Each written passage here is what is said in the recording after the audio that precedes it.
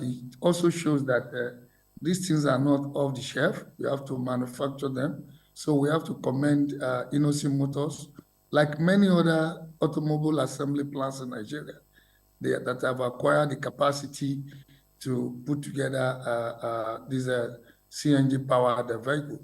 It is also a testament to the fact that what the president said on July 31st, 2023 is coming to reality.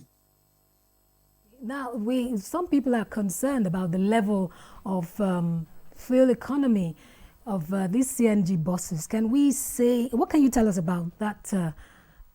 Can you give us the level of fuel economy of these CNG buses? Yeah, it's about 50 to 70% more efficient in terms of cost. You will make about 50 to 70% savings, which will translate to savings to the operator, the rider, and savings to the economy. In terms of initial cost, they are a little bit much more expensive than the conventional petrol or diesel vehicle, but they require less maintenance costs because injector and so many other things will not be an issue. Also, many of them, I believe the one delivered yesterday, or is it today, will also be dual fuel use. You can use both petrol or diesel, and you can as well use a CNG fuel engines. So by and large, is a buy one, take two in this instance. Now, the issue of fueling the vehicles, where we can easily have access to stations where you can, get this, what is required to power these vehicles is there. And then there is another issue about availability of gas in certain parts of the country. How do we create a balance, strike a balance? How do we manage this situation? What do you suggest? That's a matter of concern, and that is why the presidency established the presidential committee on CNG initiative, that is to look at the issue of gas availability, the fueling station availability, the capacity of our technicians to convert from petrol or diesel to CNG. So what is happening? I think about 23 states in Nigeria have this CNG capacity, and the country is ramping up the availability of stations.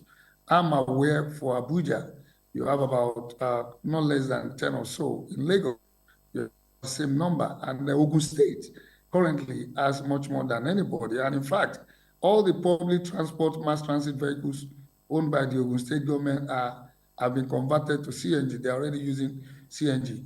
A state like Kayode State also has been using CNG for quite some time. So for those states, there might not be problem of where to get the gas refuel. But by and large, once you refuel in the morning, there is the capacity of these buses allows them to run till midday before there is a need for another refuel. And if there is a need that you can't find a CNG place to refuel immediately, you then switch to diesel, and that will power you to your next point. So I don't think Nigerians should be worried. We are the adoption stage, and it will take a while before the systems become permanently as we wish. Same thing in India, in Singapore, in South Korea, and countries that are using CNG vehicles. They all go through this stage. We are the adoption stage, and I believe the PCNG committee has done a fantastic job working with NNPC, NMDPRA, and the other partners like GACN, APG, Rolling Energy.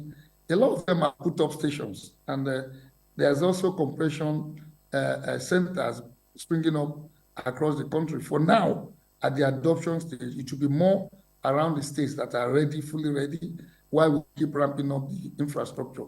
And we must give credit to government and many of our state governors in this regard. Thank you very much. And there are so many other issues. I know going forward, I'm sure those gray areas will be sorted out. So thank you very much, Kayode Opeifa, for joining us today on the News at 3.